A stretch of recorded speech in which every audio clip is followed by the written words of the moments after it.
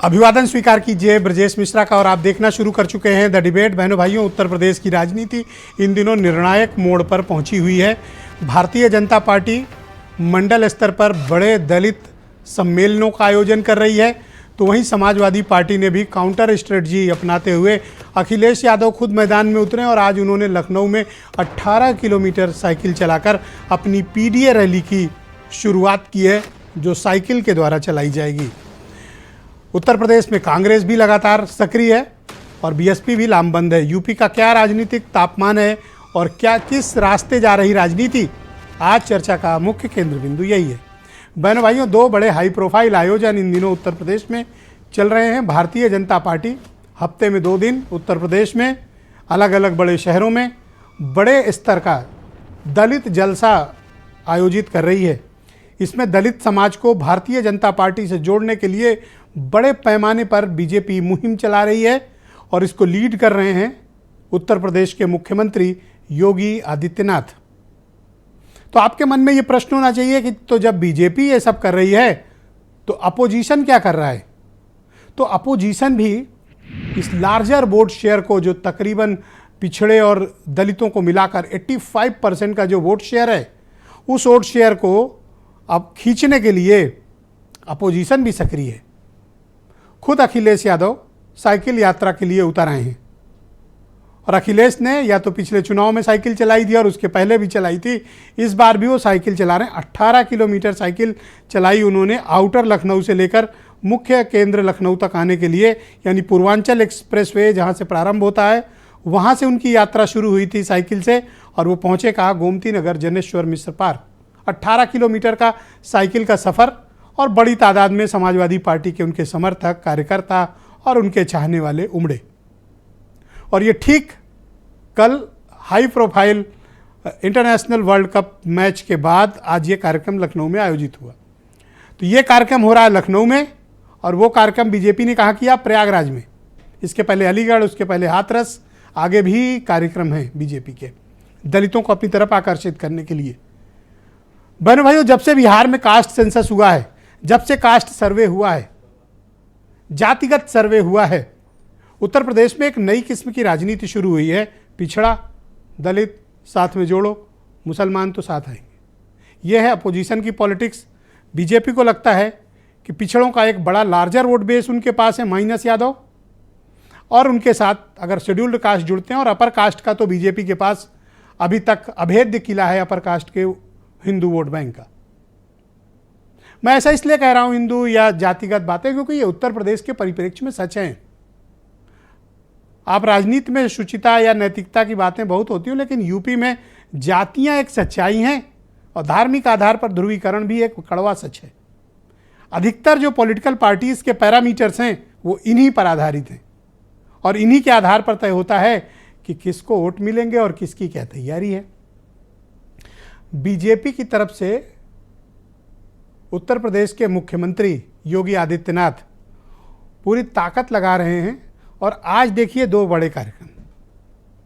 आज मुख्यमंत्री लखनऊ से जाते हैं मिर्ज़ापुर, मिर्ज़ापुर से प्रयागराज, प्रयागराज से अमेठी, अमेठी से वापस लखनऊ।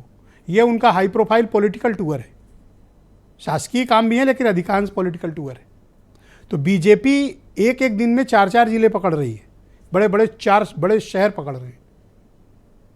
यानी दलितों को अपनी तरफ आकर्षित करने के लिए, वोट बेस को कंसोलिडेट करने के लिए भारतीय जनता पार्टी कोई भी कोताही नहीं बरत रही है, जबकि इतना ज़बरदस्त मैंडेट है उनके पास। यह है उनका हार्डवर्क। अपोजिशन भी हार्डवर्क कर रहा है, लेकिन वो हार्डवर्क सबसे ज़्यादा कौन कर रहा है? अखिलेश यादव कर रहे हैं। बीएसपी और कांग्रेस इसकी तुलना में बहुत पीछे, तैयारियों की तुलना में। लेकिन ग्राउंड पर अगर बीजेपी से कोई लड़ता दिख रहा है तो वो है समाजवादी पार्टी। और यहां आकर्षण का केंद्र या तो योगी आदित्यनाथ हैं या अखिलेश यादव हैं। उत्तर प्रदेश का एक लार्जर वोट बेस, एक larger opinion in 2 top leaders के इर्द गिर्द सिमटी हुई है। यानी 85-90% में ये दोनों हैं और बाकियों में सब हैं। आज की डेट का जो एक ओपिनियन बेस है। तो आपके मन में ये अगला प्रश्न होना चाहिए कि फिर उत्तर प्रदेश में क्या होगा। दरअसल कांग्रेस और समाजवादी पार्टी इन दिनों थोड़ा असहज रिश्ते में।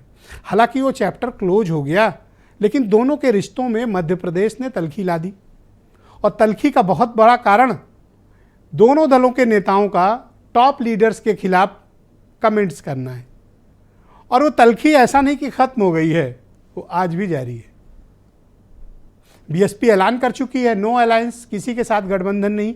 उनका स्टेटस क्लियर है, कोई अपने पक्ष में माने या उनको खिलाफ माने, लेकिन अगर कोई बिना कंफ्यूजन हुए अपनी तैयारियों में लगा हुआ है तो वो मायावती हैं।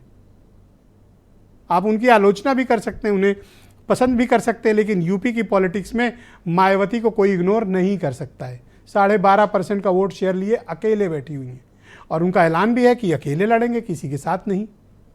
तो बहनों भाइयों, दलित सम्मेलन और उसके पैरेलल पीडीए साइकिल यात्रा, इम्पैक्ट क्या है, दोनों का आज असेसमेंट करते हैं। कुछ बयान सुनिए आप। साहब का दिया हुआ संविधान ये पीडी यात्रा बचाएगी। डॉक्टर राम मनोहर लोहिया ने जो सपना देखा था पीडी यात्रा जनता तक पहुंचाएगी। ये संघर्ष के रास्ते से ही भारतीय जनता पार्टी हटेगी।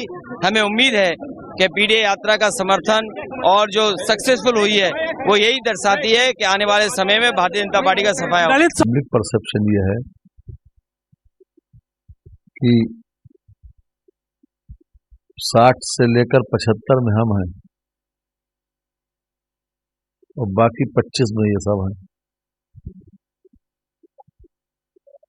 ये पब्लिक परसेप्शन है और जितना ये शोर मचाएंगे उतना तो हमारा वोट बढ़ेगा। उन्हें मालूम है कि हम इस गद्दी पर बैठ के भी अगर काम नहीं कर पाए और विपक्ष में हैं तो हम फिर लोगों को लुभाने के लिए और लोगों को दिखाने के लिए चीजों को सामने लेकर आएंगे। तो जनता सब कुछ देख रही है। मैं समझता हूं कि इसका जो असर पड़ना चाहिए, तो जो इम्पैक्ट पड़ना चाहिए वो बहुत ही मजबूती के साथ नहीं पड़ पाएगा। ये से अगड़ा शुरू किए, यही बतिया तो हम समझा रहे थे कि जब पी से पिछड़ा और डी से दलित, ह से अल्पसंख्यक, तो सामान्य वर्ग वहाँ क्या कर रहा है? उनको तो साथ छोड़ के हट जाना चाहिए ना। आप कहाँ गए? अल्पसंख्यक छोड़ दिए कि डबलिया दिए? तो बहनों भाइयों, आज की परिचर्चा को आगे बढ़ाएंगे। बड़ा इंटरेस्टिंग माहौल है आज का और आज इस मसले पर खुलकर चर्चा होनी चाहिए। यूपी में बीजेपी के प्रवक्ता हीरो वाजपेयी मेरे साथ मौजूद हैं, मनोज राय धूपचंडी मेरे साथ मौजूद हैं, समाजवादी पार्टी के प्रवक्ता हैं, सुरेंद्र राजपूत कांग्रेस के स्पोक्स पर्सन हैं, कालीचरण स्नेही जी मेरे साथ मौजूद हैं, दलित समाज के जाने माने चिंतक हैं, नवल कांत सिन्हा उत्तर प्रदेश के जाने माने पत्रकार, और वीरेंद्र सिंह जी हमारे स्टेट हेड। आप सबका शुक्रिया और धन्यवाद इस कार्यक्रम में मेरे साथ शिरकत करने के लिए। हीरो वाजपेयी जी, मैं आपसे शुरू करना चाहता हूं कि आपकी पार्टी यूपी में बहुत बड़ा दलित सम्मेलन लगातार हर मंडल मुख्यालयों पर आयोजित कर रही है। आपने देखा कि समाजवादी पार्टी ने भी काउंटर स्ट्रेटजी अपनाई है और अखिलेश यादव खुद साइकिल यात्रा करते हुए आज दिखाई दिए हैं। आपकी पार्टी कुछ ये महसूस करती है कि बिहार के कास्ट सेंसस के बाद यूपी में दलित और पिछड़ों की गोलबंदी हो रही है? ब्रजेश जी, जहां तक मुझे लगता है कि भारतीय जनता पार्टी एक अनवरत काम करने वाली पार्टी है, 24/7 काम करने वाली पार्टी है। और हमारी सरकार जब से आदरणीय नरेंद्र मोदी के नेतृत्व में 2014 में बनी और यहाँ आदरणीय योगी जी के नेतृत्व में 17 में बनी, हम सभी वर्गों के बीच में गए, क्योंकि हमने वो काम शुरू किया जो उससे पहले लोगों की सरकारों ने नहीं किया। हमने कास्ट, क्रीड, रिलीजन से ऊपर उठकर काम किया। हमने योजनाएं जनता के द्वार पहुंचाई, उसमें कोई भेदभाव नहीं किया। और वही कार्यक्रम और कार्यक्रम का क्रियान्वयन और क्रियान्वयन किस स्तर पर हुआ वही लेकर हम जाते हैं इन सब में। और अलग अलग वर्गों के बीच में उसमें पूछताछ होती है, हमारी स्वीकार्यता बढ़ी है, लोग अप्रिसिएशन करते हैं कि हाँ, पहली बार सरकार सीधे लोगों के द्वार तक आई और कार्यक्रम सीधे आया। बीच में एक बहुत बड़ा वर्ग था जिसमें कमीशन कटता था राजीव गांधी के समय से और पिछली सरकारों तक रहा ये, लेकिन उसको हमने खत्म किया, डीबीटी ट्रांसफर किया, सरकार की योजनाओं, सरकार की सब्सिडी सीधे लोगों के अकाउंट तक पहुंची। तो मुझे लगता है कि जो एक ये बहुत बड़ा फैक्टर था कि जाति और जाति में पिछड़ा, पिछड़ों में अति पिछड़ा, दलित, दलित में किसी एक वर्ग का नेता, पिछड़ों में किसी एक वर्ग का नेता, इसको हमने खत्म किया। सारी योजनाएं एक साथ सभी वर्गों के पास समान रूप से पहुंची। इसीलिए हमारे नेताओं की यह हिम्मत है कि वो जाकर उन लोगों के बीच में सामना करते और यह आदान प्रदान है कि क्या डिमांड करता है कि यूपी में आप, उसकी आगे भी हम जिम्मेदारी लेते हैं। यूपी में आप बिहार की तरह सामाजिक न्याय क्यों नहीं देते हैं और कास्ट सेंसस, जातीय जनगणना की स्वीकार्यता और हामी क्यों नहीं भरते हैं? देखिए, मुझे लगता है फिर वही वर्गीकरण करके लोगों को भरमाने का है। आज ही मुझे लगता है इनके एक गठबंधन पार्टनर के अध्यक्ष ने कहा कि अखिलेश जी की सरकार में पिछड़ों के साथ बहुत नाइंसाफी हुई। मुझे लगता है ये एक शब्दावली बन गई है, एक शब्दकोश है, पिछड़ा और दलित, करना कुछ नहीं, ये दो नाम लेके चुनाव की वैतरणी पार करने का। बिहार में क्या हुआ, कास्ट सेंसस होने के बाद जातियों के अंदर उपजातियों में द्वेष बढ़ने लगा। किसी को पता ही नहीं था हम कितने, लोग कह रहे हैं हम ज्यादा में, हमको 1% बता दिया, हम 4% है, हमको 1.5% बता दिया। इसका लाभ वही एक जाति ले गई। मुझे लगता है ये नहीं, जनता को क्या आप चाहते, आप कास्ट सेंसस नहीं चाहते हैं? उद्देश्य क्या बिहार में बीजेपी जातीय जनगणना नहीं चाहती है? और सीधे काम अगर जनता तक पहुंच रहा है और हम ये इसका भेदभाव नहीं कर रहे कि कौन किस जाति का है, कौन किस वर्ग आता है, पिछड़े, दलित, शोषित, वंचित तक अगर सरकार के कार्यक्रम पहुंच रहे, सरकार की योजनाएं पहुंच रही, तो मुझे लग रहा है सबसे बड़ी सफलता है भारतीय जनता पार्टी की। क्या भारतीय जनता पार्टी क्रिएट किया जिसका नाम है लाभार्थी। Thank you. मैं आपसे ये जानना चाहता हूं, क्या बीजेपी कास्ट सेंसस नहीं चाहती है उत्तर प्रदेश में? देखिए, बीजेपी जो भी तय करती है वो पूरे राष्ट्र के लेवल पर तय करती है। हम एक राष्ट्रीय पार्टी है, हमारा उस आधार पर निर्णय होता है। पर हमारा मानना यह है कि वर्गीकरण उचित नहीं है, क्योंकि आप क्या किए क्या नहीं। और जो पार्टियां खास करके किसी जाति विशेष की थी, उन्होंने किसी जाति विशेष के लिए काम किया, उनका नुकसान होना स्वाभाविक है। पर भारतीय जनता पार्टी ये निर्णय समय पर छोड़ती है और समय के अनुसार इन सब निर्णयों पर काम करे। मुझे लगता है 2024 के चुनाव से पहले बहुत सारी चीजें सामने आएंगी और 24 का चुनाव लोगों के लिए आई ओपनर होगा कि नरेंद्र मोदी तीसरी बार इस देश के प्रधानमंत्री बनेंगे। और मुझे लगता है कि यह सबसे बड़ी जीत होगी कि जो लोग जातियों को बांटने की कोशिश कर रहे हैं और हम जातियों को एकजुट करके भारत को जोड़ने की कोशिश कर रहे हैं। मनोज राय उत्तर प्रदेश में समाजवादी पार्टी के प्रवक्ता है। मनोज जी, मैं आपसे जानना चाहता हूं कि क्या आपकी पार्टी के भीतर वो ताकत है कि बीजेपी जैसी माइटी पॉलिटिकल पावर का आप यूपी में अकेले सामना कर ले, जैसा आजकल आप लोग क्लेम कर रहे हैं? हमेशा से लड़ती तो समाजवादी पार्टी भारतीय जनता पार्टी से, और पिछले विधानसभा चुनाव में भी समाजवादी पार्टी ने अपनी ताकत को दिखाया, क्योंकि समाजवादी पार्टी सबको लेकर के चलती है। समाजवादी पार्टी सबके हितों की बात करती है, सबके हितों के लिए फैसला लेती है। भारतीय जनता पार्टी की तरह कुछ विशेष जाति के लोग और विशेष संगठन के लोग लाभ नहीं पाते। समाजवादी पार्टी की सरकार में लाभ नीचे तक पहुंचता है, हर व्यक्ति के लिए योजनाएं चलाई जाती है। भारतीय जनता पार्टी परेशान है कि क्यों पीडीए समाजवादी पार्टी चला रही है। आज जो पीडीए की साइकिल यात्रा निकली है, पिछड़ा, दलित, अल्पसंख्यक, मुसलमान, नगड़ा, आदिवासी, आधी आबादी जी, अब इस पे भारतीय जनता पार्टी परेशान है। आप दोपहर से देख रहे होंगे कि इनके नेताओं के बयान आने लगे। अरे भाई, आप अपना काम करिए। आप सरकार की शक्तियों का, सरकार के संसाधन का दुरुपयोग कर रहे हैं। हम अपनी कार्यकर्ताओं एक चीज मनोज जी, आप थोड़ा क्लैरिटी दो, ये पीडीए में ए क्या है? ये ए अल्पसंख्यक है या ए मतलब अगड़ा है? थोड़ा इसको लेकर सुरेंद्र राजपूत बड़ा कंफ्यूज है, तो इनका कंफ्यूजन दूर करो। नहीं, एक ए में कितने शब्द हो सकते हैं? सब हैं। पिछड़ा, दलित, अल्पसंख्यक, मुसलमान भाई, आदिवासी, आधी आबादी, अगड़ा, ये ए का मतलब सब होता है। तो सर पीडीए हो जाएगा ना? आप तो कहते हैं PDA. Make it clear sir. A का मतलब, अगर ए का मतलब सिर्फ एक मीनिंग होती तब यहाँ आप ये बात कह सकते थे। ए की सिर्फ एक मीनिंग नहीं होती। पिछड़ा, दलित, अल्पसंख्यक, मुसलमान भाई, आधी आबादी, आदिवासी और अगड़ा। ओके, तो ये साइकिल यात्रा निकालने का आपका राजनीतिक मकसद क्या है? आप क्या दिखाना चाहते हैं जी? साइकिल यात्रा से कौन सा मकसद आपने साध लिया? साइकिल यात्रा करके हम अपने संघर्षों को बताते हैं। हम जनता के बीच जाते हैं। 5000 किलोमीटर से अधिक की यात्रा हो चुकी है। जनता के बीच जा करके हम बताते हैं कि भारतीय जनता पार्टी की सरकार की कुनीतियां क्या है, किस तरीके से लोगों का हक छीना जा रहा है। गरीब, दलित, अल्पसंख्यक, पिछड़ा कैसे परेशान है।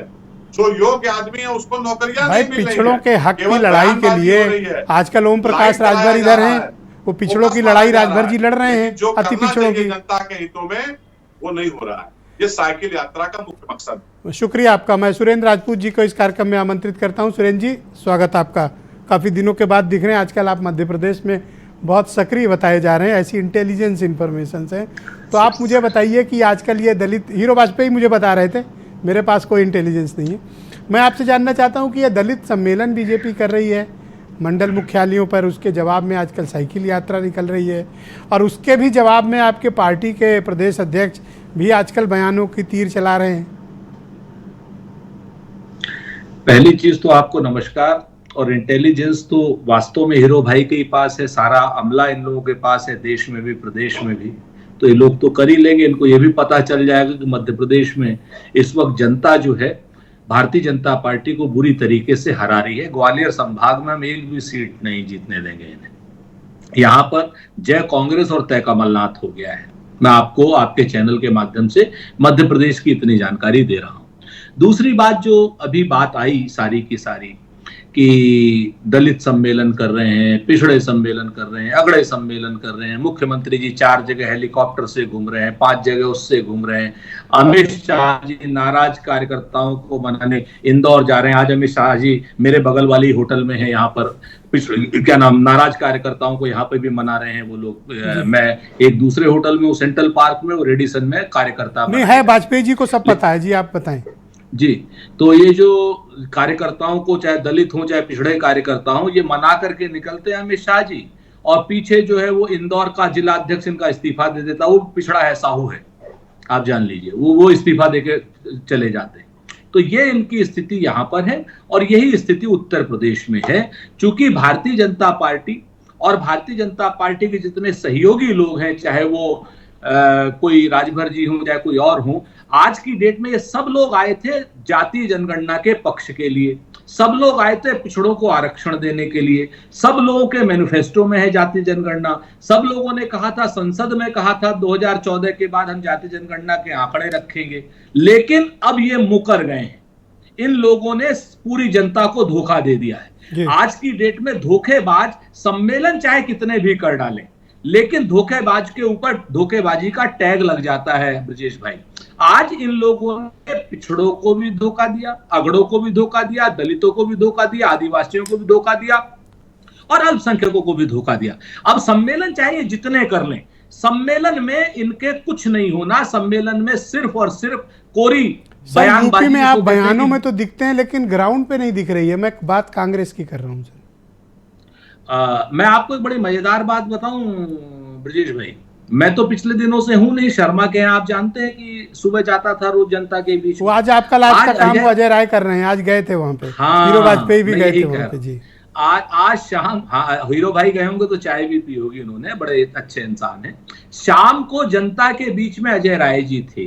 मैं आपको बताऊं, पूरी कांग्रेस बहुत स्पष्ट रूप से इस समय अपने काम में लगी हुई है। पूरी कांग्रेस नहीं लगी हुई है, ये भी मैं बता दूं।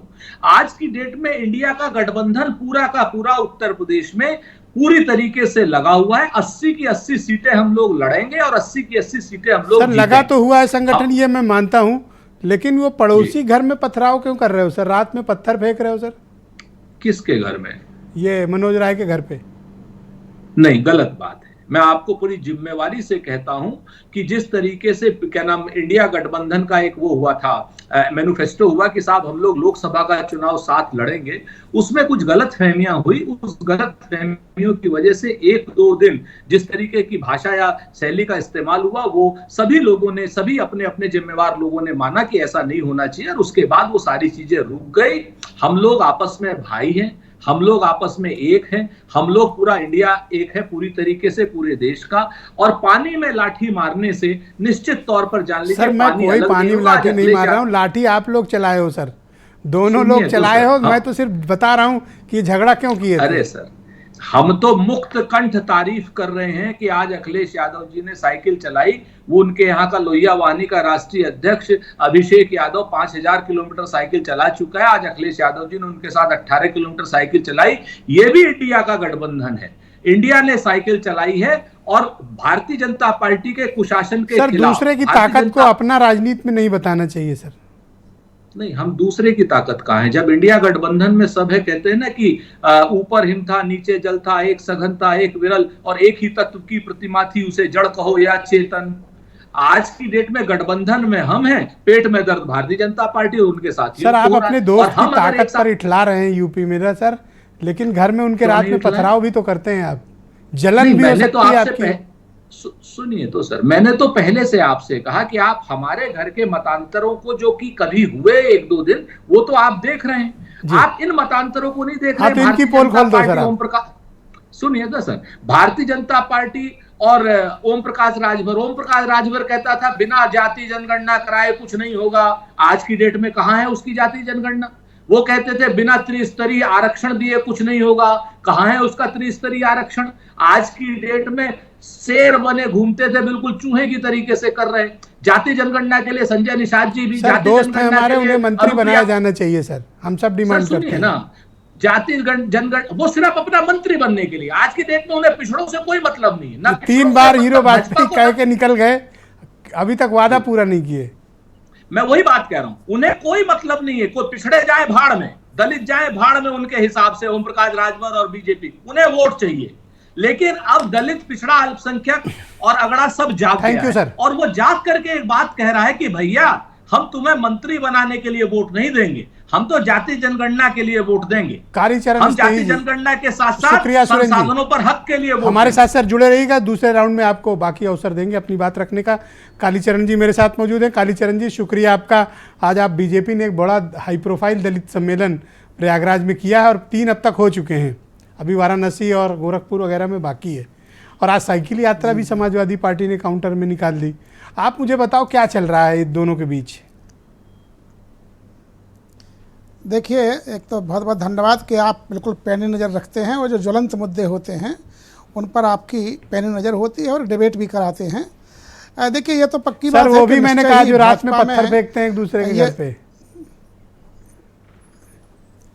हाँ, उसके बारे में तो खैर आपको ही पता होगा, मुझे पता नहीं है। लेकिन हाँ, पत्थरबाजी तो ये नहीं होनी चाहिए किसी के घर पर भी लोकतंत्र में। नहीं सर, वो ओरिजिनल वाला पत्थर नहीं सर, बयानों का पत्थर लगातार। अच्छा हाँ, वो तो चलता रहेगा। वो वही तो वाली बात है, आगे तक जाएगा। सुरेंद्र जी किसी घर पत्थर नहीं फेंकते जी। हाँ, देखिए, असल में ये है कि भाजपा को, ये आपने खुद भी अभी विवेचन में कहा है, ये सही बात है कि भाजपा जैसी मजबूत पार्टी इस समय दलितों के बीच में, ओबीसी के बीच में, सबके बीच में जा रही है।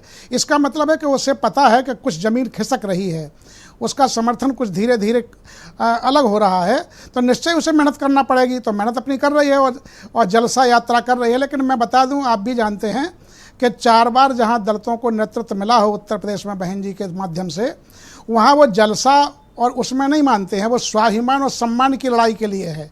यदि कोई विपक्षी पार्टी ये विकल्प देता है कि भाई उत्तर प्रदेश का अगला मुख्यमंत्री या जा करके हम कोई बड़ा पद इनको देंगे, तो उसमें तो वो आ सकता है। बकाया इस तरह के जलसों में वो आने वाला नहीं है, क्योंकि जलसे व जलवे तो वो देख चुका है कई प्रकार के। और उत्तर प्रदेश में 4 बार कुछ ज्यादा जलसे व जलवे देखे हैं। सारी जो दिया है क्या उससे संतुष्टि नहीं है आपको? नहीं, आप कह रहे हो आपको लीडर बना दिया जाए, इससे कम में वो मानने वाले नहीं है भाई आपको लीडर। देखिए, सत्ता दलितों के पास यह है, वो अपना रोटी का तो किसी न किसी तरह से मेहनत मजदूरी करके गुजारा कर लेते हैं। उन्हें हजारों वर्ष से जो सम्मान से वंचित किया गया है, स्वाभिमान उनका जो नष्ट किया गया है, उसकी ही तो लड़ाई है। अब असली लड़ाई दलित यही लड़ रहा है कि जो उनके स्वाभिमान और सत्ता के साथ सबसे बड़ा, आप जानते हैं सत्ता जब होती है तो सब प्रकार के समीकरण बदल जाते हैं। जब बहन जी की सरकार हुआ करती थी तो यहाँ 48 डीएम हुआ करते थे शेड्यूल कास्ट के, वो सम्मान वापस कोई लौटाने का वादा करे। माना कि मुख्यमंत्री नहीं बनाओ, लेकिन 75 जिलों में दिखे तो कि हाँ डीएम की तैनाती की गई है। लखनऊ में डीएम बनाई है, क्यों नहीं बना? जब पूरे उत्तर प्रदेश को दलित लोग नेतृत्व दे सकते हैं और यहाँ के आईएएस जो है पूरे उत्तर प्रदेश को 3-3 बार 4-4 बार चला करके दिखा सकते हैं, तो उनमें क्या कमी है? इसका मतलब यह है कि स्वाभाविक रूप में दलित तब प्रसन्न होगा और प्रभावित होगा और अपना जलवा मानेगा और जलसे में शामिल होगा जो उसे उचित भागीदारी देंगे।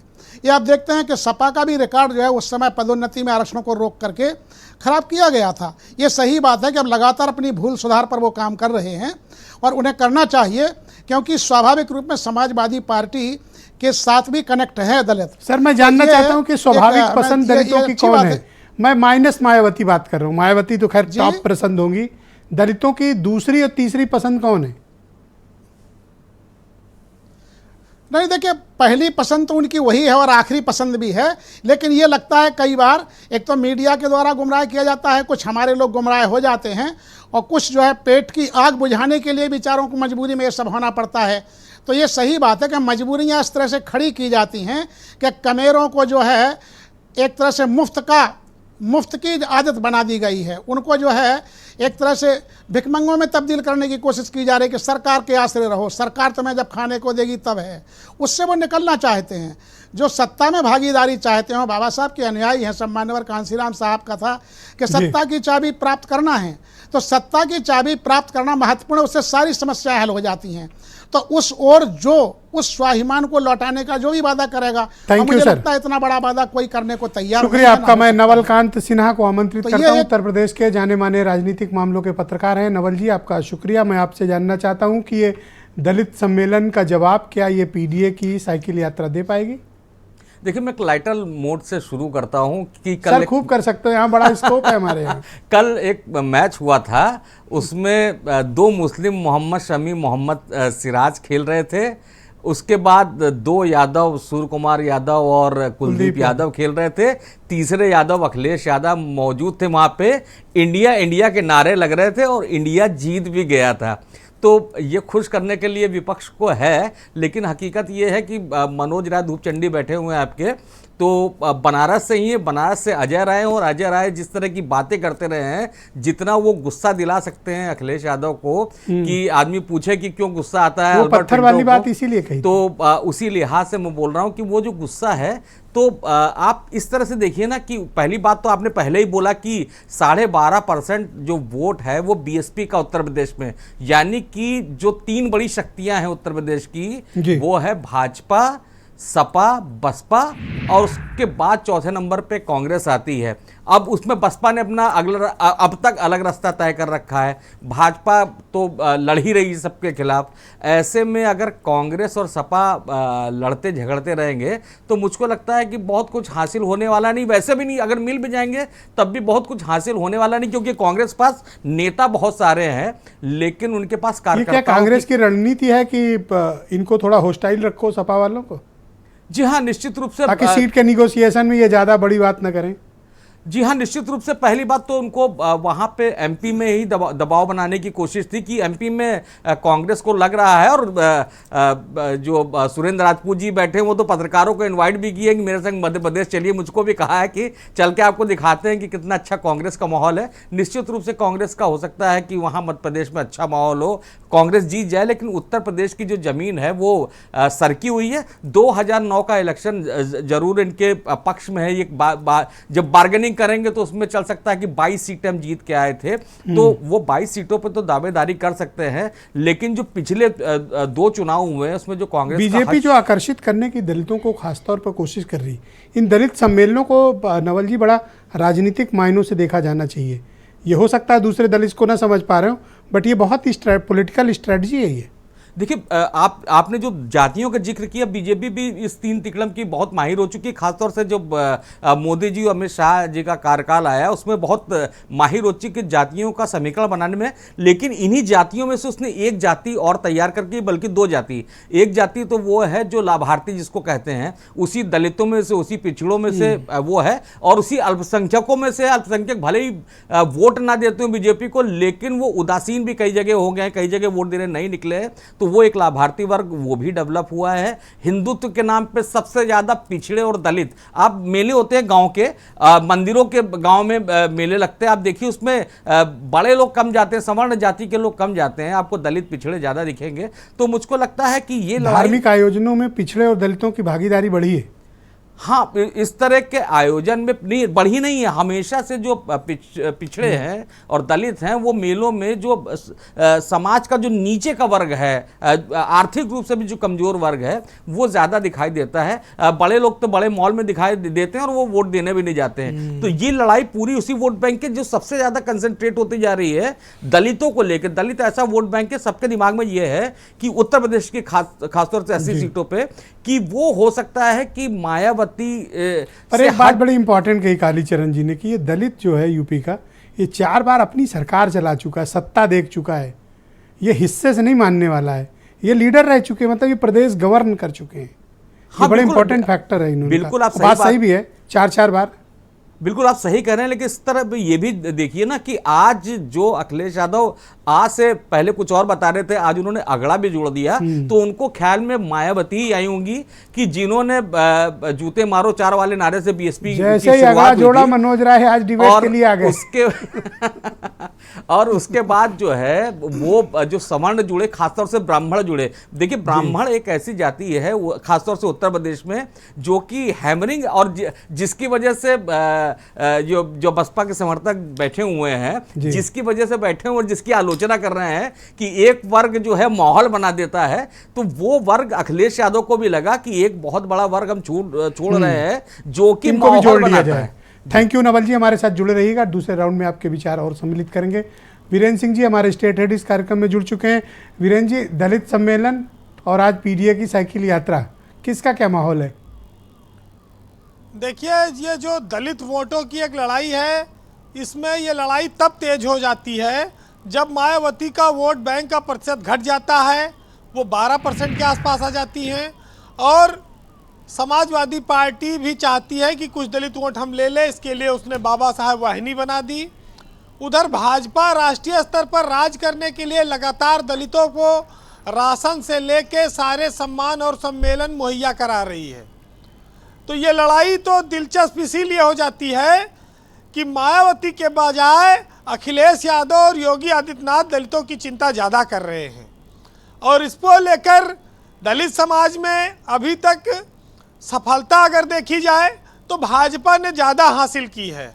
मायावती के वोट बैंक में सेंधमारी तो भाजपा की असली हुई है, लेकिन चूंकि पीडीए का नाम दे दिया अखिलेश यादव ने और उसमें दलित शब्द वो चाहते हैं कि उनके साथ जुड़े, मायावती के बहुत सारे नेता जैसे राम अचल राजभर, लालजी वर्मा या और जो लोग टूटे वो सपा में आए, तो अखिलेश यादव को लगा कि हम दलितों को भी अपने साथ इनके माध्यम से जोड़ें।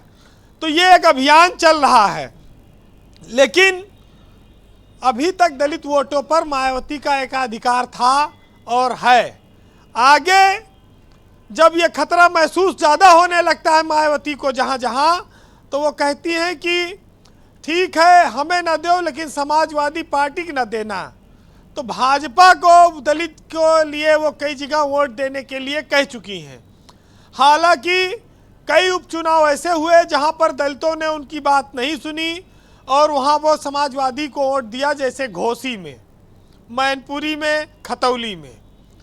तो ये संदेश एक तरह से जो है चल रहा है, लेकिन जब बात आती है कि खाली दलित वोट लेना है या दलितों का उत्थान भी होना है, नेता सब पार्टियों के जा रहे हैं, दलितों के घर पे खाना खाते हैं। कबो नेता ही नहीं कहते कि आओ दलित भाई हमारे घर पे भी खाओ, हम तो तुम्हारे यहाँ बहुत खा लिहन। तो ये लोग बुलाते नहीं अपने घर पे, वहाँ पर छुआछूत जात पात आड़े आ जाता है। जब तक ये चीज़ें समाज में कायम रहेंगी तब तक दलित का उत्थान सही मायने में नहीं हो सकता है।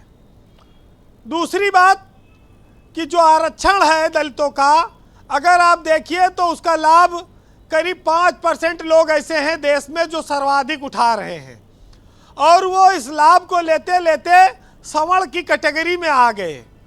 बाकी 90 से 95% दलित आज भी बेरोजगार है, गरीब है और भूमिहीन है। तो ये जो विसंगतियां हैं ये दर्शाती हैं कि वोट की खातिर सियासत में दलितों को हमेशा छला गया, उनको अपनी ओर लिया गया, लेकिन उनके साथ न्याय नहीं हो पाया। उनके बच्चे अच्छी पढ़ाई नहीं कर पाते, अच्छे ढंग से अच्छे समाज में रहने नहीं पा रहे हैं। वो ब्रजेश जी, एक रिसर्च है जिसमें ये बात आई है, लेकिन अभी कुछ देर पहले ओम प्रकाश राजभर का भी एक बयान आया।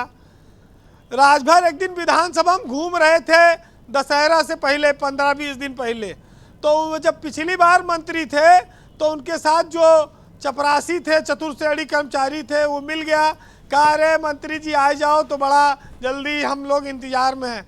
तो कहीं चिंता न करो, यह हफ्ता में शपथ ली थन, तुम्हें फिर अपने साथ स्टाफ में ले लिए। अच्छा, वो गुजर गया टाइम, फिर राजभर ने ऐलान किया दशहरा बाद शपथ ले लेंगे।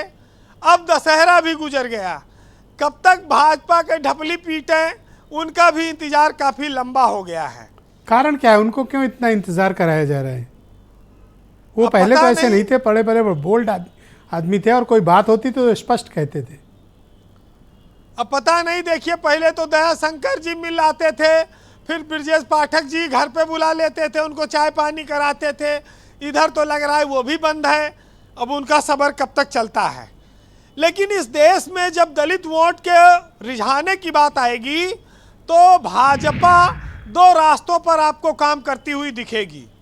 एक उसका धार्मिक एजेंडा है, जिसमें वो राम मंदिर 22 जनवरी को उद्घाटन करने जा रही है, जिसके माध्यम से वो हिंदू समाज को एक मैसेज देगी और उसको एकजुट करने की कोशिश करेगी। दूसरा, दलितों को राशन से लेके भाषण तक और मंत्री पद देने तक, मंच देने तक, तमाम सारे काम भी वो इस देश में कर रही है। तो पीडीए और इंडिया गठबंधन के बीच जो सबसे बड़ी समस्या है वो भाजपा की यही ताकत है, क्योंकि दलितों के बहुत बड़ी नेताओं की उनके पास फौज है, जिसमें बृजलाल हैं, असीम अरुण हैं और तमाम सारे और लोग हैं, जैसे केशव प्रसाद मौर्य भी हैं ओबीसी पॉलिटिक्स में, और बेबी रानी मौर्य, तमाम सारे लोग हैं इनके पास। तो बीजेपी इस मामले में रिच है, आगे है। लेकिन अभी बहुत कुछ किया जाना बाकी है दलित समाज के लिए। जो मायावती 4 बार मुख्यमंत्री रहकर नहीं कर पाई, उसको आने वाले वक्त में बीजेपी आगे बढ़ाने की कोशिश कर रही है। और अखिलेश यादव की लाख कोशिशों के बावजूद दलित मायावती से अगर छूटेगा तो कमल के फूल पर गिरेगा। इससे आगे उम्मीद कम दिखती है। बहरहाल सुनिएगा कि ये समाज को अभी चेतना की और ज़रूरत है, चेतना आई है, अभी और इनका उत्थान होना चाहिए। सुनिएगा कि उनसे कह दो कि डरे नहीं हैं हम, हारे हैं ज़रूर मगर मरे नहीं हैं हम। और बहुत जुनून है मुझे नाइंसाफ़ी के खिलाफ, सर फिरा है मगर सर फिरे नहीं हैं हम। और द्रोणाचार्य अब अंगूठा नहीं फांसी मांगते हैं, और एकलव्य के वारिस हैं, भोले नहीं हैं हम। आपने इतनी ज़बरदस्त शेर सुनाया, उसके बावजूद मैं देख रहा हूँ सुरेंद्र राजपूत में कोई उत्साह ही नहीं हुआ। आपने कोशिश की उनको मोटिवेट करने की, लेकिन अभी वो मोटिवेट हुए नहीं। बीरेन जी, आपका शुक्रिया हमारे साथ जुड़ने के लिए, आपका बहुत बहुत धन्यवाद। बहन भाइयों, इस परिचर्चा को आगे बढ़ाएंगे। मेरे साथ हीरो वाजपेयी मौजूद हैं, उत्तर प्रदेश में बीजेपी के प्रवक्ता हैं। हीरो वाजपेयी जी, जब आप ये कहते हैं कि आपकी पार्टी यानी बीजेपी जाति में, वर्ग में, पंथ में, संप्रदाय पर, इन सब पर कुछ विश्वास नहीं करती है, तो फिर ये दलित सम्मेलन आप किस लिए करा रहे हैं? देखिए, मैंने ब्रजेश जी कहा ना कि जो जातियां मुख्य धारा में आने से छूट गई और जिनके ठेकेदार कुछ क्षेत्रीय पार्टियां रही, और देखिए अभी भी आया आपकी डिबेट में कि 4 बार मायावती के रहने के बाद भी यदि दलित उस मुख्य धारा में नहीं आ पाया, अखिलेश जी के पिताजी के कई बार मुख्यमंत्री रहने के बाद भी यदि पिछड़े को बकौल अजय राय उस लाभ नहीं मिला, तो आप सोच सकते हैं कि अगर इन जातियों को अगर जातियों के तरह से लोग देखते रहे, हम तो इनको एक जगह इकट्ठा करके इनके उत्थान के लिए लगे और जो सरकार के कार्यक्रम इन तक सीधे पहुंचे हैं उसकी बात कर। देखिए, पहला चुनाव आदरणीय नरेंद्र मोदी के नेतृत्व में जब लड़ा गया तो इन लोगों ने अपना विश्वास जाहिर किया, माना कि भारतीय जनता पार्टी इनके लिए कार्य करेगी। पहला चुनाव हमें इनके विश्वास ने जिताया और दूसरा चुनाव जो हम जीते वो हम अपना काम करके जीते, और लगातार 4 चुनाव उत्तर प्रदेश में मोदी जी, योगी जी के नेतृत्व में हम जीतते आ रहे हैं। तो मुझे लगता है इस वर्ग का अपार समर्थन मिला है और उसका कारण जाति नहीं हो सकती, क्योंकि इनकी जाति के नेताओं को इस जाति ने खारिज किया है। इसके मतलब वो मुझे रीजन तो एक्सप्लेन करो कि दलित सम्मेलन से क्यों बाहर निकलना चाहते हैं। आपकी पार्टी भी 4 और 2 6 बार आपकी भी सरकार रह चुकी है और भारतीय जनता पार्टी ने वो डिलीवर किया है। तो सर 6 बार तो आपकी भी सरकार हो गई, 2 अगर ये वाला टर्म भी मिला लो, 4 पीछे के आप लोगों की पार्टी के, 6 बार तो आपकी भी सरकार रह चुकी है।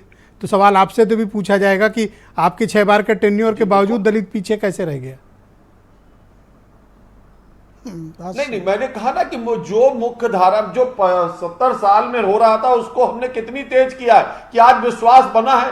हम जाति के नेता नहीं है, कहा नहीं। नरेंद्र मोदी को किसी जाति का नेता बता के या योगी जी को किसी के जाति का नेता बता के आप नहीं कह सकते कि दलितों के नेता हैं। ये आम समूह के नेता हैं, ये उत्तर प्रदेश के नेता हैं, देश के नेता हैं, और अगर उनका स्वीकार्यता है उस वर्ग के बीच में जा रहे हैं और वो वर्ग तो आप आज दलित सम्मेलन कर रहे हैं, फिर पिछड़ा सम्मेलन भी करेंगे, तो फिर क्या अगड़ा सम्मेलन भी करेंगे सवर्णों का? सबके बीच में जाएंगे, किसी को छोड़ेंगे नहीं।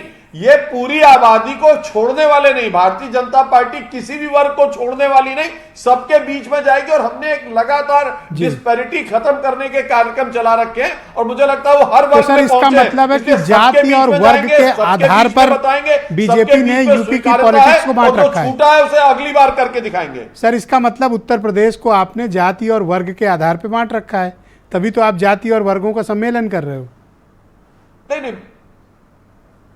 नहीं कहा, मैंने कहा ना कि जाति और वर्ग, जो लोग इस जाति के ठेकेदार थे या जो वो लोग इस जाति के आधार पर अपनी सरकारें बनाए, अब उन लोगों को पता लग रहा है कि इन्होंने दिया क्या। अपने महल बनाए, अपने परिवार को चमकाया, पर दिया क्या। भारतीय जनता पार्टी में आज कोई नहीं बता सकता कि आदरणीय मोदी जी के बाद कौन बनेगा प्रधानमंत्री, आदरणीय योगी जी के बाद कौन प्रदेश का मुख्यमंत्री बनेगा, कौन राष्ट्रीय अध्यक्ष बनेगा, कौन प्रदेश। ये परिवार की पार्टियां नहीं बता सकती। इन्होंने एक जाति विशेष की पार्टी खड़ी की, अपने परिवार को बढ़ाया, इसके अलावा किसी का उत्थान नहीं किया। मनोज राय, आप बताइए, आपने क्या विकास के काम किए हैं कि जनता आपको वोट दे? आप अपना बताइए, आपने क्या काम किया? वाजपेयी जी तो पूछ रहे हैं। भारतीय जनता पार्टी के लोग और उनका प्रचार, नहीं, मैं क्या अजय राय जी भी पूछ रहे हैं। अच्छा, हाँ, वो भी इस बताएंगे। तरीके की बात करते हैं कि लगता है कि सारा विकास इन्होंने किया। लखनऊ में आप देख लीजिए ना कि इन्होंने क्या किया। इन्होंने सिर्फ नाम बदला है, सिर्फ लखनऊ की बात कर रहे हैं हम तो प्रधानमंत्री जी के संसदीय क्षेत्र में रहते हैं। जितने वादे हुए उसके 10% भी काम नहीं हुआ है।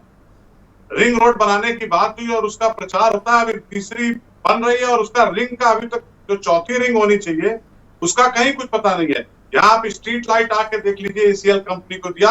नगर निगम की जो मूलभूत समस्याएं हैं वो तक दूर नहीं होती है। रात में मुख्यमंत्री जी यहाँ आते हैं, किसी से मिलते नहीं है, सिर्फ भारतीय जनता पार्टी के कार्यकर्ताओं से मिलते हैं और फिर चले जाते हैं। मुख्यमंत्री जी इतनी बार आते हैं कि आदमी परेशान हो जाता है। कोई एक सड़क बता दे भारतीय जनता पार्टी के साथी हीरो वाजपेयी जी, जो बनारस में प्रधानमंत्री जी के क्षेत्र में एक सड़क बता दे जिसमें गड्ढे नहीं हो। एयरपोर्ट से जो रोड कनेक्ट करती है वाराणसी शहर को, वो तो बड़ी खूबसूरत है। एयरपोर्ट से? हाँ, वही मैंने तो कहा कि 10% तो मैं कह रहा हूं।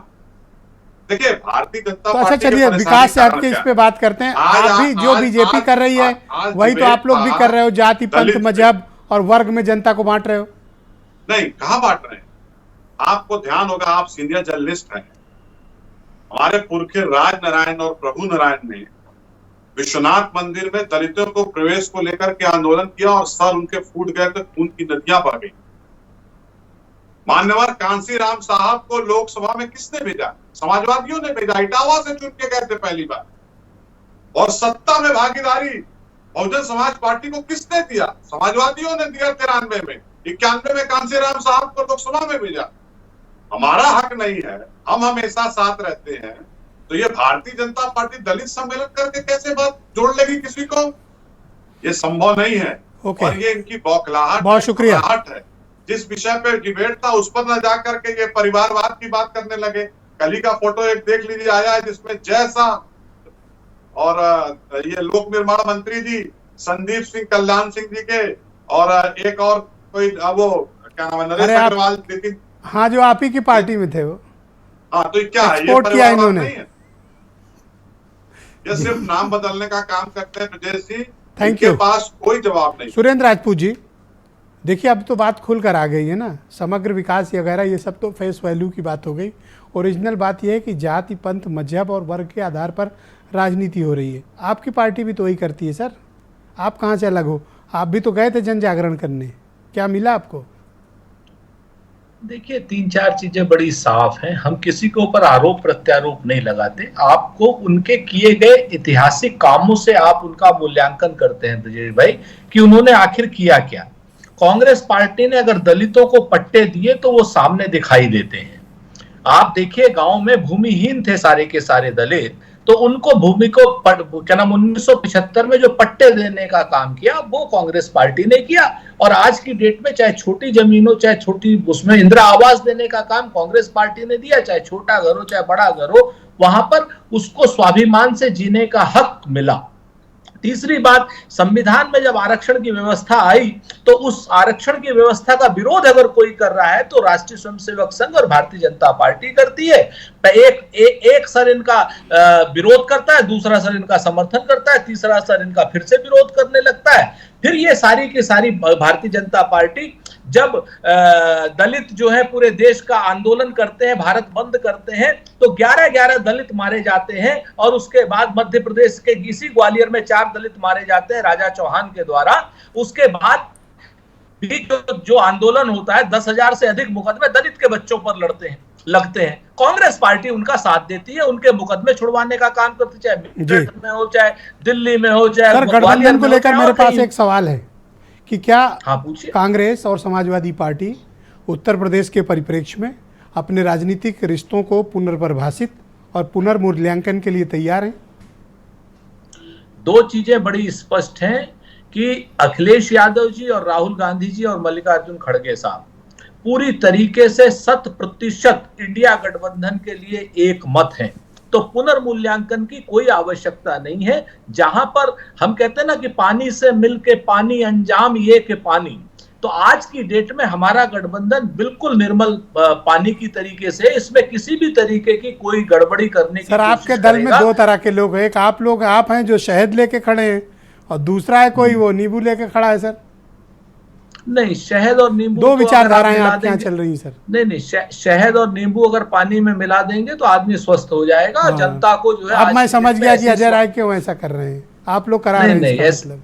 नहीं, मैं आपको आप ही ने कहा मिला दो, मैं मिला दिया सर। हाँ मिला देते हैं तो बहुत आदमी स्वस्थ होगा, इंडिया गठबंधन और मजबूत तो होगा। इसीलिए अखिलेश यादव को स्वस्थ करा रहे हैं आप लोग? नहीं, अखिलेश यादव जी तो साइकिल चला करके स्वस्थ हैं। आप देखिए ना, अखिलेश यादव जी ने एक अच्छा काम किया कि लोगों के सामने आप प्रस्तुत हो गए। ये तो दलित सम्मेलनों में झूठ बोल रहे हैं, आरक्षण के विरोधी आज की डेट में देखिए कैसे कैसे बात कर रहे हैं, कैसे नाटक कर रहे हैं, नौटंकी कर रहे हैं। 10-10 हजार मुकदमे दलितों के बच्चों के ऊपर लगाकर एसआर दारापुरी छूट गए क्या ब्रजेश जी? जरा आपने पता किया? मैं तो वहां पर हूं नहीं। कालीचरण जी संपर्क में रहते हैं, कालीचरण जी बताएंगे।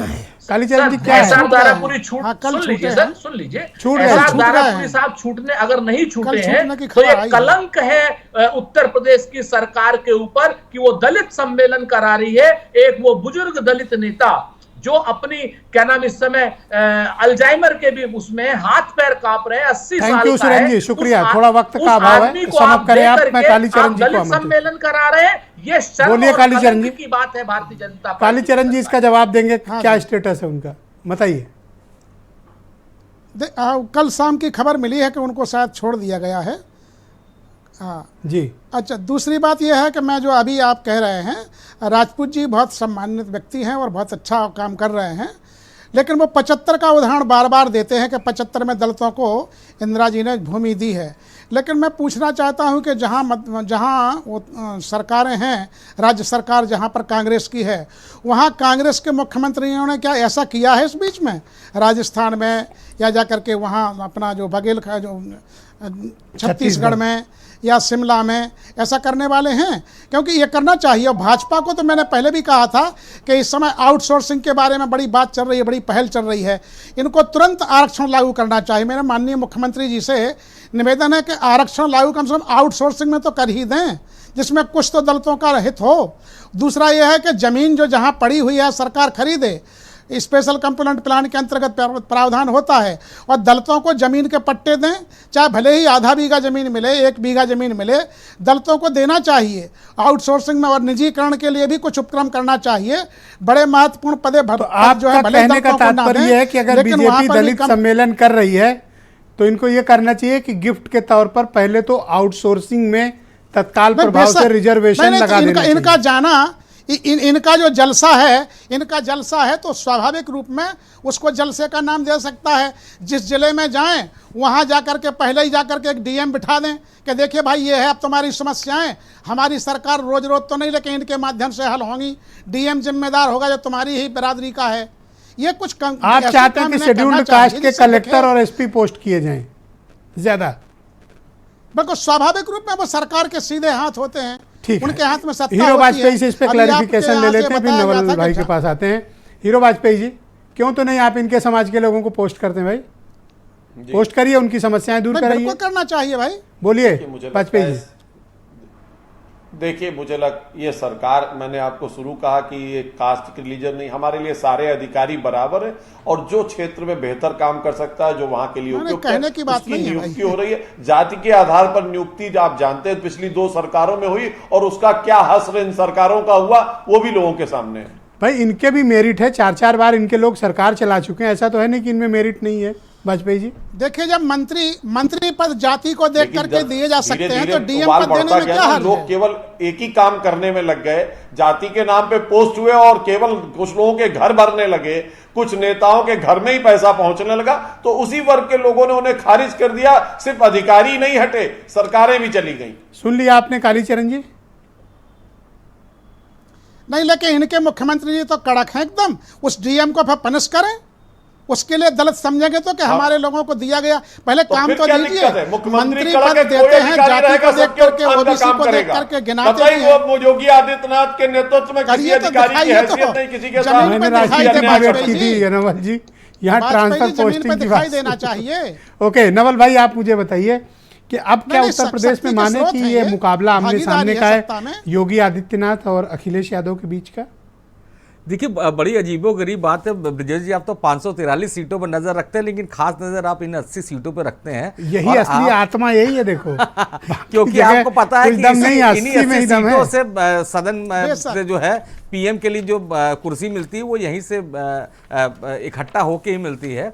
तो आप देखिए ना कि ये जितने दल बैठे वो खासतौर से विपक्ष के ये कहते ज़रूर हैं कि भाई देखिए बीजेपी को कोई 50% से ज़्यादा वोट मिले नहीं थे, बिल्कुल नहीं मिले थे, लेकिन भैया ये लोग साथ कहाँ खड़े होते हैं। अब देखिए मायावती जी, मैं तो जब मायावती 10 सीटें जीती थी लोकसभा में और उसके बाद उन्होंने कहा कि नहीं हम सपा से गठबंधन खत्म कर रहे हैं, तो मेरे दिमाग में पहला सवाल आया था कि 10 सीटें पाने के बाद 0 से 10 आने के बाद आखिर वो क्यों दूर जा रही। फिर मुझको लगा कि उनको लगा कि जैसे कि कालीचरण जी बताए थे, दलित बड़ा सीधा होता है और कहीं वो जो समाजवादी पार्टी है वो उसको एक्सेप्ट होने लगी तो ये तो हमारा पूरा वोटिंग बैंक खिसक जाएगा। तो उनको लगा कि नहीं, ये रास्ता ठीक नहीं, आज 10 सीटें मिल गई हैं लेकिन बात के लिए नुकसानदेह हो सकती है।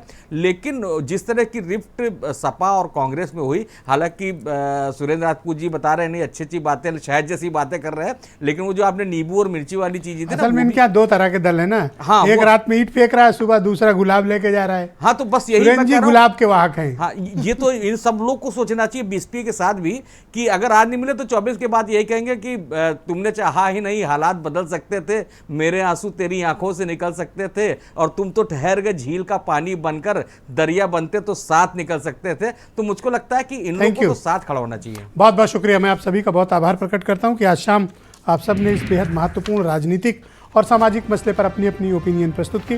बहन भाइयों, आप सबका भी बहुत शुक्रिया इस कार्यक्रम को देखने के लिए। नमस्कार।